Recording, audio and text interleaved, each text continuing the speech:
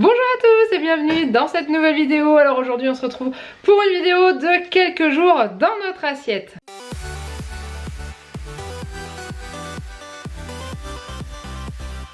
Alors oui, je suis d'accord, ça fait assez longtemps que je vous en ai pas proposé une, mais on a mangé pas mal de choses que je vous avais déjà montré. Donc du coup, j'allais pas vous faire une vidéo quelques jours dans notre assiette, juste pour vous faire une vidéo quelques jours dans notre assiette. Hein. Je voulais vous présenter des nouvelles choses, donc là, sur les repas que vous allez voir, ce sont des recettes que j'ai testées, que je n'avais pas encore fait. Et j'ai d'ailleurs fait de belles découvertes parce que on s'est régalé plus d'une fois. Voilà, donc du coup je vous laisse avec la réalisation des différents plats. Et puis on se retrouve à la fin pour la conclusion de cette vidéo. Alors, pour ce soir on est parti avec un cake aux tomates séchées, feta et basilic. Je l'ai encore jamais fait. C'est une recette que j'ai trouvée sur le site... le journal des femmes, donc on va voir ce que ça va donner.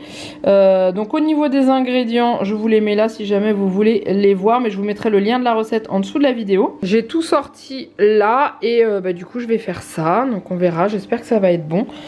C'est la première fois que je fais un cake à la feta, sachant que la feta on aime bien, hein, donc voilà, on va voir. Donc c'est parti.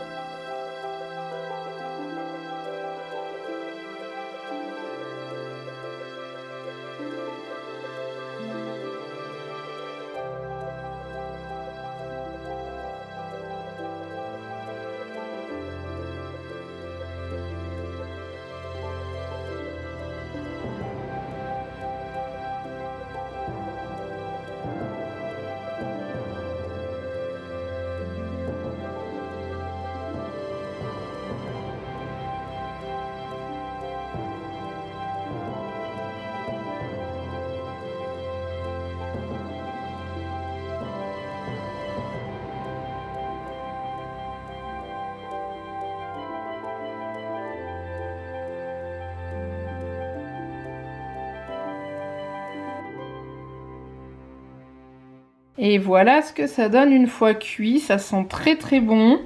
Donc j'ai un peu galéré à le découper parce que couper chaud c'est pas pratique. Par exemple dans ce morceau là on voit bien les morceaux de tomates et tout, donc c'est top. Je vais mettre une petite salade avec tout ça et on va se régaler. Moi je vous fais un petit retour sur le cake que je vous ai montré il y a à l'instant pour vous et que nous on a mangé hier soir. Et écoutez, c'était très bon.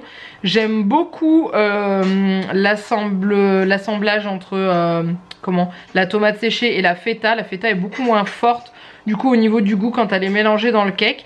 Et c'était vraiment très bon. On a bien aimé avec Jeannette, avec la petite salade. Juliette elle a bien aimé, elle a juste enlevé les gros morceaux de feta qu'elle a pas trop apprécié. Mais autrement c'est un cake qui passe plutôt bien et je pense qu'on le refera. Donc c'est bien, ça varie un petit peu au niveau des cakes parce que j'avais le cake olive jambon, le cake thon olive ou le cake thon tout court ou thon boursin je crois. Et du coup ça change un petit peu. Donc là je vous emmène tout de suite parce que je vais préparer le repas de ce midi. Je vais tenter de faire un dalle de lentilles corail sur les conseils de Pauline qui m'a donné la recette qu'elle utilise elle. Et du coup je vais tenter ça. On verra bien. Alors voilà, j'ai préparé tous mes ingrédients. Donc du coup je vais faire revenir l'oignon dans la poêle pendant que je vais faire cuire les lentilles. Et une fois que les lentilles seront cuites, je les passerai dans la poêle en rajoutant les épices et tout ça dedans. Et ensuite je ferai cuire le riz parce que Pauline m'a conseillé de mettre ça, d'accompagner ça avec du riz. Donc on est parti pour faire ça. J'ai hâte, je pense qu'on va se régaler.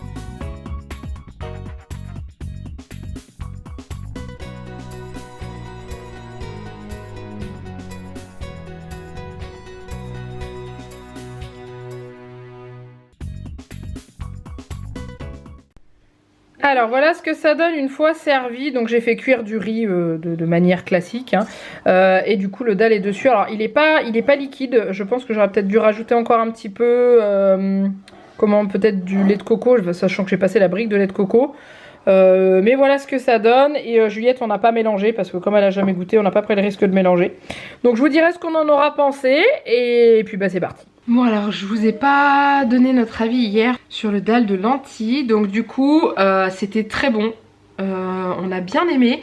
Il faudrait juste que la prochaine fois je mette un peu plus de liquide dedans. Donc soit rajouter du lait de coco, soit de la crème ou un petit peu d'eau. Parce que c'est vrai que c'était assez compact. Mais au niveau du goût, franchement c'était bon. Et ça va faire partie des plats que je vais refaire. Alors c'est un petit peu long à faire dans le sens où il faut laisser mijoter. Mais ça, il faudrait que je regarde si j'arrive à trouver une recette au Cookéo, histoire que ça se fasse tout seul. Je crois qu'il y en a, donc il va falloir que je regarde.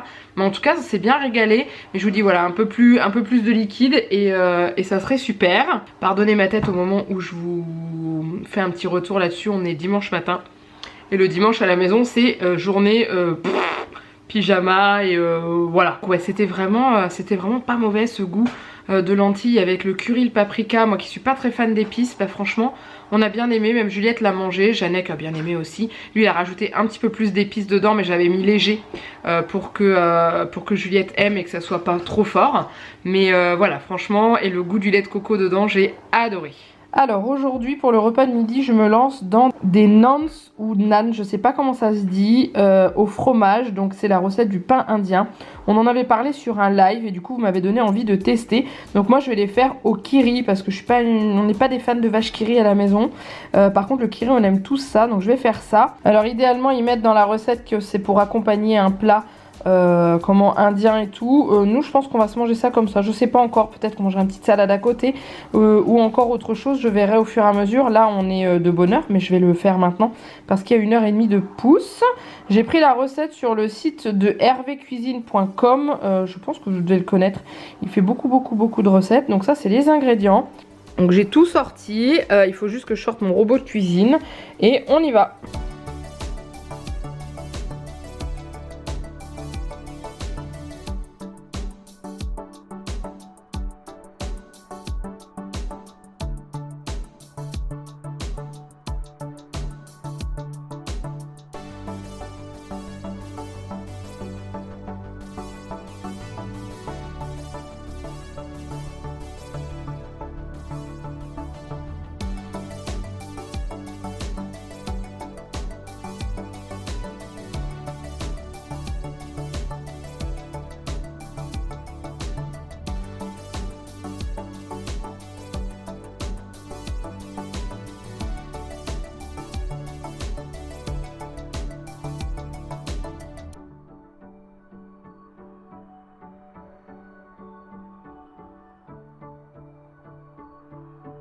Bon, je vous montre ce que ça donne une fois pétri, hein.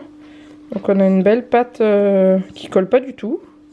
Donc du coup je vais la laisser pousser. Sur la recette c'est marqué 1h30. Donc je vais la laisser pousser 1h30.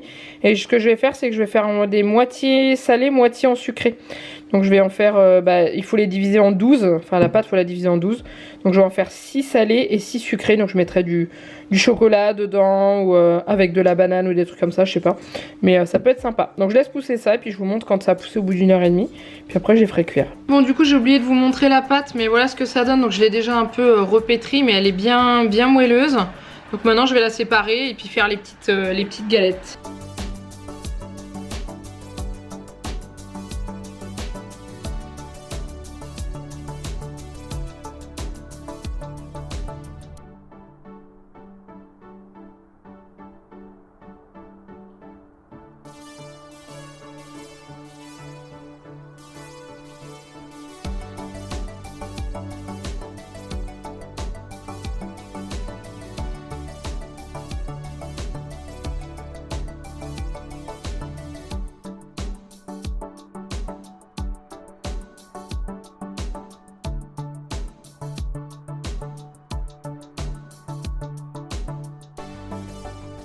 Donc les voilà formés. Donc j'ai mal compté tout à l'heure, je vous ai raconté n'importe quoi, j'allais pas en faire 12 mais j'allais en faire 6. puisqu'il fallait 2 boules de pâte pour faire un pain entier. Donc ces 4 là sont fourrés au kiri et ces 2 là sont fourrés à la pâte à tartiner. J'ai dit que j'allais tenter, on verra bien. Donc voilà, donc je les ferai cuire après. Je vais déjà faire cuire cela, voir ce que ça donne. Et puis bah voilà.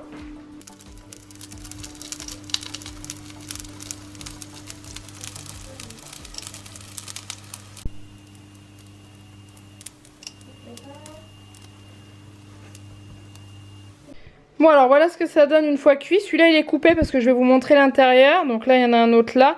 Il y a les 2 autres qui sont en train de cuire. Regardez ce que ça donne dedans. C'est beau. Et du coup je pense que ça après je vais en faire avec toutes sortes de farces. Je pense que je peux mettre tout et n'importe quoi dedans. Mais avec des légumes, avec du bœuf épicé ou... Enfin plus pour Janec.